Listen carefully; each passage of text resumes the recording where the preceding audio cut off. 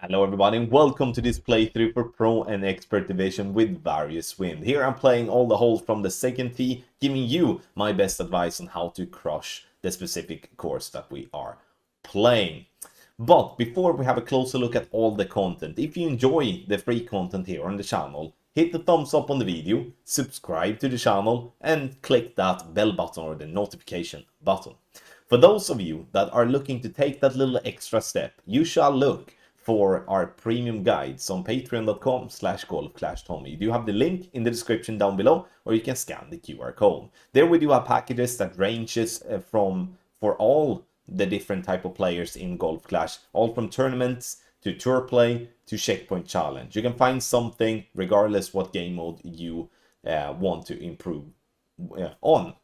You sign up, you try for yourself, and you see how we can help you become a better player in Golf Clash. Last but not least, in this playthrough, you can follow along by following the info box on the right hand side. Club distance adjustment, elevation adjustment, also what ball and club type I suggest you to play with. Have in mind, those are just suggestions, so you don't have to follow it if you don't want to, but there's a plan behind it. Let's go to hole number 1.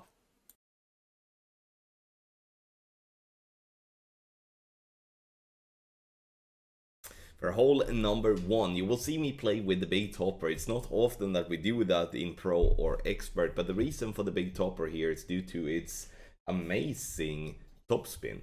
So using all the topspin that we can, combined with some right spin, aiming with the red ring by the rough line. Adjustment max +10, we push up to max if we're not in max distance. Full curl to the right and some overpower. You may be wondering if you can play with different clubs here, and yes, you obviously can. You can play with an Apocalypse, and you can even play with a Thor's Hammer. However, using curl here is going to be something that is not crucial, but it's going to be very important, especially in the angle that we have when we can't go directly over the water. Let's say that we do have more of a tailwind angle, then we can go directly over the water by using a berserker ball, try to bounce that ball directly up to green, and see if we can't even get an hole-in-one. That is a possibility because there is some funnels up to the right of the green, but just wanted to explain the different type of alternatives we do have on the drive. Second shot, if we do come short, or let's say like this, if we're not on green, it's going to be a wedge. Measure your club distance, and what I would recommend to play here is to play EB School. Even though I'm using 3 side spin here and 1 top spin, it's still going to be a fairly easy shot here due to its more or less straight wind. But again, the EB School version is definitely the better one to do. So measure your club distance and you play 25% elevation and then obviously slider depending on how what your club distance are, because we can't play this one just 20% because it's slightly downhill. That's why 25% is elevation to use here on hole number 1. The approach bounces, rolls, and nice one to start with an eagle.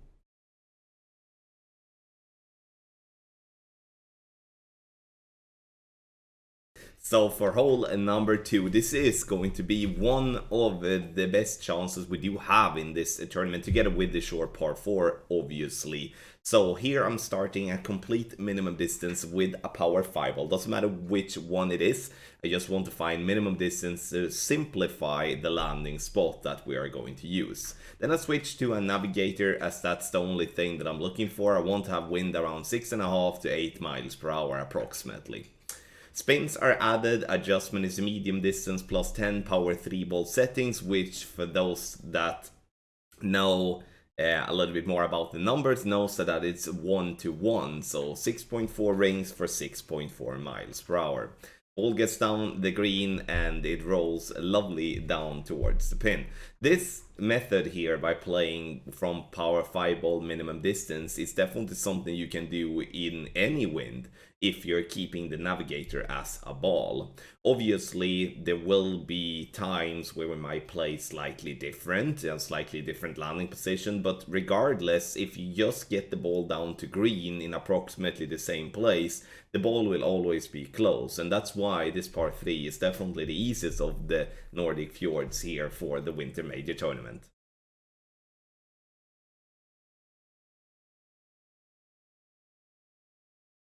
For hole number 3, this is going to be a tough hole regardless of what wind direction you're having. I do recommend that if you do have some sort of a tailwind, that we do try to get directly over to the second island on the right, using 2 right spin and not using any top spin or back spin whatsoever. We do want to obviously stay on that island and not roll down into the rough or into the snow or whatever we would like to call it.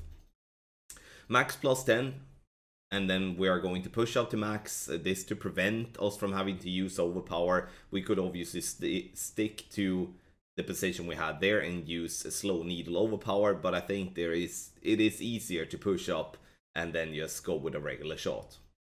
Bounces on the fairway and it sits nicely at the top of this island, and even though it looks risky, this is a risk that you're going to have to take if you're going to be having any sort of chance for an albatross with this type of wind angle. If you do have a headwind or you do have a crosswind, you can't do this drive, then you're going to have to bounce on the first island over to the second island by using curl. That you can do with Apocalypse or with the rock or something like that. If you don't want to take any risk whatsoever and are only looking to get an eagle on this par 5 with no chances of an albatross, then you can play over to the very left and play straight up there and just go for a safe transport to the green for an eagle. Now, second shot, when we're getting over to this island, we do have an open play here to attack for an albatross. I would recommend to play true club distance at 30% elevation. This is a very elevated hole, especially as well when we do play over water, which also has an extra effect of the flight towards the fairway. So aiming left side of the pin just to counteract the push that we're going to have, and also making sure that with my adjustment I'm not going to adjust down into the bunker. That's why I'm using the 2 left spin. So, couple of things just to think about there. Perfect ball, and you will notice that we are right on target, but we are unfortunately staying short in line. Even though this is an open shot for an albatross, I do not believe that this is gonna drop that much, because it is a tough one to get correct. There is many variables with this shot that can make you just burn the edges or just stay short, as I'm doing here in the video.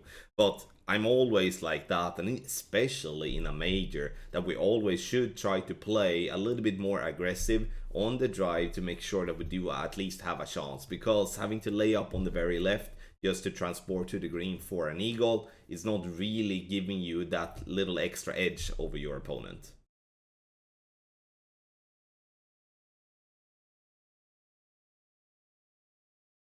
Nordic Fjords, hole number 4. This is a par 3 that is very strange in many ways, besides if you do have the possibility to play with a backspin boost ball. But we're not going to do that here, because we do not have those balls on this account. So I'm going to use 2 right spin and around 4 to 5 backspin, depending on what wind angle I'm having. Looking for the tip of the ball guideline to go just by the divide in between the dark and the bright green square row. Adjustment here in the video, medium distance plus a 20. Center the ball and hit perfect, and you will see yourself give yourself at least a chance for an hole-in-one. But this is a par 3 that I do not really expect many hole-in-ones. I do expect myself at least to be close. But as I touched base on the backspin boost play, I would say playing with a backspin boost ball allows you to go directly on green. And as bouncing before the green, trying to bounce over the water and stuff like that on a fairly bumpy fairway is so hard, then going with a backspin boost ball will actually remove a lot of obstacles and give yourself a much better chance for an hole-in-one. But once again, you need to play with a backspin boost ball to achieve that possibility. Take your game to the next level with our Ultimate Tournament Text Guide for Expert and Master Division for the Aurora Tournament, a full 9 of the Nordic Fjords. Nordic Fjords feels like a course that we played so many times, but it's actually quite long ago since we played with the regular pins. We have had the new pins as well, which means like many of the holes are played fairly different. So To give yourself an edge over your opponents, make sure to sign up to the best guides on the market. We give you direct guides based off the tournament win that you're having in expert and the master, give you information on what club and ball and how to adjust to get yourself in the mix of being competitive. Obviously, we do have general text guides as well for those that do play for pro and rookie division that you can check out too. But you can find all our packages on patreon.com/golfclashtommy.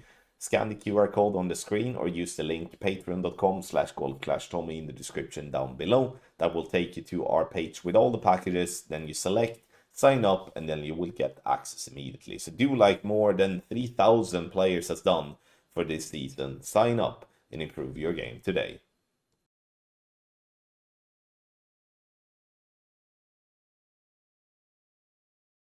Hole number 5 is probably one of my least favorite par 5s in the whole game, and the reason for that is the way the second shot is, and I'm gonna talk you through that, because it's not really a tough par 5, especially not to get the eagle at, but to get an albatross, it's never an albatross attempt that you can count as a good one. Adjustment max plus 10, and you can see that I'm using a little bit of top spin to combine with 2 bars of left spin. The idea here is to go to bounce on the fairway and then bounce over the bunker and to stay before it rolls into the rough. There is a lot of room there, so I would say the closer to the rough you are, the better it's going to be. Bounce S on the fairway, as you can see, and it sits there nicely. I'm using curl to help myself to prevent to be pushed too much to the right, especially when we can't really play straight forward, and we're going to have to play super close to the rough line, and I don't really want to do that. Tighten is enough here on this drive, and also second shot, obviously. Second shot, you can see where I do have a straight crosswind. I'm trying to favor the right side of the fairway because I believe that side is a little bit more consistent than what it is going a little bit more left. Please make sure to move around to not be in any of the glitch spots. There is a couple of them playing here. So we are playing 10% elevation, true club distance. So if we are in max distance, we play max distance, and obviously if you are in medium distance, we play in medium distance, and so forth. So 2 left spin and some top spin here to get the ball to the hole.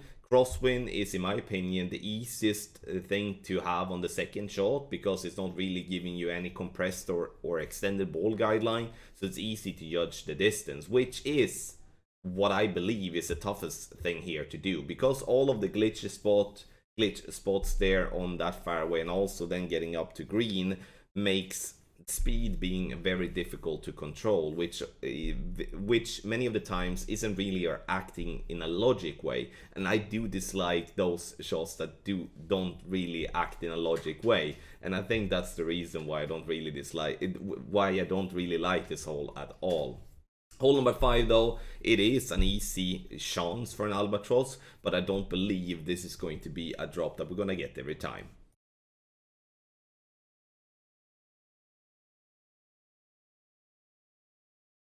For hole number 6, I will give you 2 options here. One where we do have crosswind and headwind, and one which we should use in tailwind, because the 2 different plays, it's placed so massively different, and that's why I wanted to do that. So here I'm having a hard time to decide what type of way I'm gonna play here with this type of angle, but deciding to play with my Apocalypse to try to get this ball as far down the fairway possible, and that is what is recommended. I can even see here playing us with a big topper to use even more topspin to try to get even further down the fairway there to the top.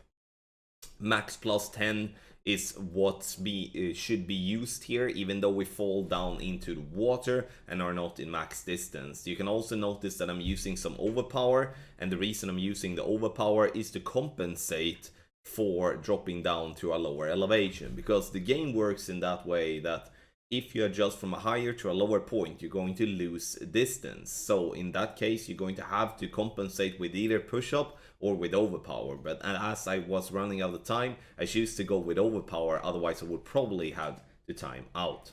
Second shot, I play with a not wood club, long iron that gives me the best ball guideline possible here. And the reason the ball guideline is important is because I do want to aim for the hole. Trying to find a firm spot on this fairway is difficult, and that's why I wanted to that's why I talked about to try to get the ball as far down the fairway possible with our drive, because the further down we are on that fairway, then we can play around this area here, which is a difficult one to get any type of consistency at. Now I'm decided to play into that little bowl type of hole, and we play 20% elevation, true distance, center the ball, and hitting perfect. And I would say that this drop is fairly lucky, and obviously that's a drop I take all day and every day. I'm not complaining about the drop in itself, but I know for the next time it's going to be very difficult for me to replicate that. That's why I try to get the drive a little bit further down, and then to play around that with using the side spin for a much better and flat area for our first bounce with a long iron. And I base that on the experience of playing this hole, especially from 30, that playing further down, you know, brings you a better spot, and that in that way you can bring better consistency and therefore get more drops.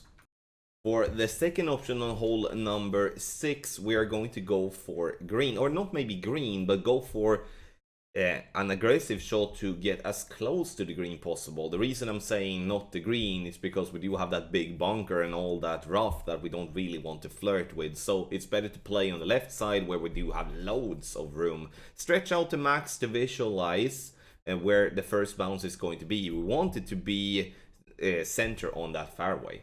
Max plus 10, and then push up to max. And then we're going to use overpower with this shot. You can see I'm using max overpower. Already have the side spin here to the right, already have some topspin applied. And the trick here is obviously judge the topspin correct so you don't go too short or too long. But again, you do have a lot of room here for this ball to roll and also to stay nicely, as you can see here by the green. And from here, it's a very simple eagle. And that's why I wanted to show you two options here, because if we do have a tailwind, we're going to have to go for it. And I would say then the eagle is going to be an absolute must, regardless if you play in tier 1 or tier 2 or tier 3. In pro or expert, you're gonna have to get this eagle, otherwise you're gonna lose a shot to your opponents. But if it is a headwind or a crosswind, then it's a layup, and then the eagle is gonna be much more rare.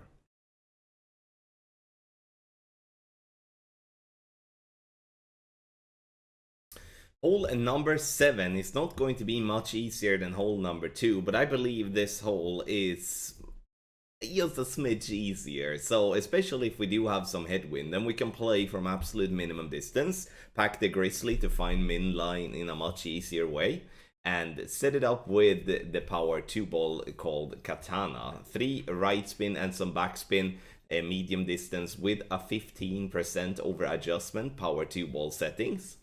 Hit perfect and ball bounce on the fairway over towards the fringe. Very important that the ball bounces on the fringe, otherwise that ball would kick more right because of that little slope. But if it bounces on the fringe, we will have the direction towards the pin and a good chance of dropping a hole in one.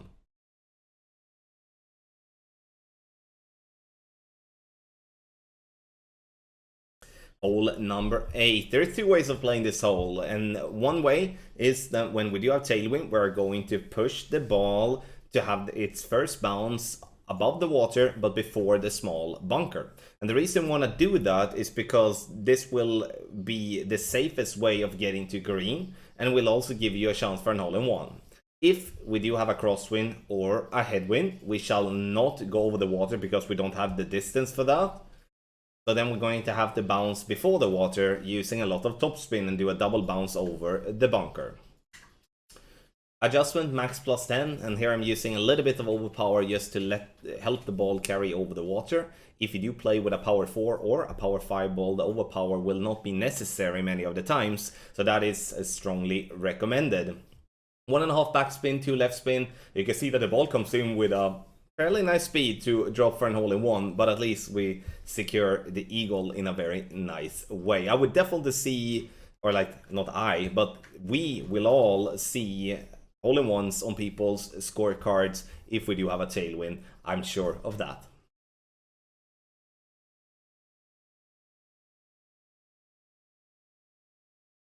Hole number 9 in Nordic Fjords. We're gonna play an NMT, so do not touch the target until it's time to adjust the rings. A maximum distance with a 10% over adjustment, and once we have adjusted that, we're pushing up to max and going max overpower. Here, our goal is to go as far down the fairway possible, so the clubs with more power and with more topspin is definitely to recommend here. I'm playing with a Titan ball as well. You can play with a Titan or a Kingmaker, or honestly, playing with a Power 4 or Power 5 ball would most definitely help you even more on the second shot, especially if you do want to give yourself the best possible chance for an albatross. So let's say like this, that you would be having a Power 4 or Power 5 ball. It would allow you to play with a sniper on the second shot, which will then give you a good ball guideline. Now we don't really have a good ball guideline, so it's become a pretty big guess in terms of where is the ball guideline rolling onto the green. Is it too hot? Is it too short? And stuff like that.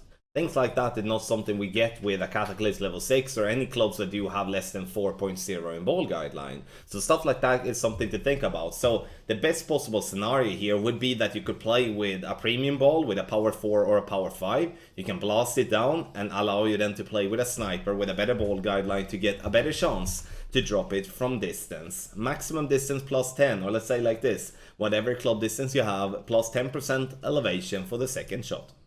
Thank you so much everybody for watching this playthrough for Pro and Expert Division. Here you have seen me playing all the holes in the tournament with various wins, giving you my best advice on how to crush the tournament. If you're looking for more content, you can find more free content here on YouTube, but also on our website goldclashtommy.com. But for those of you that are looking to take that little extra step, look for our premium guides. You can find that on patreon.com/goldclashtommy. You have the link in the description down below, or you scan the QR code here on the screen to go directly there. We do have packages that ranges all from $4 up to, you know, whatever level you want to, and we do have premium guides for all the game modes. So do yourself a favor, sign up, try for yourself, and see how we can help you improve and have more fun with this game. You don't have to be a top tier player to sign up, because we do have packages for all the players that are playing this game. So check it out and see for yourself. Thank you very much once again for watching this playthrough. I wish you the best of luck in your Golf Clash game.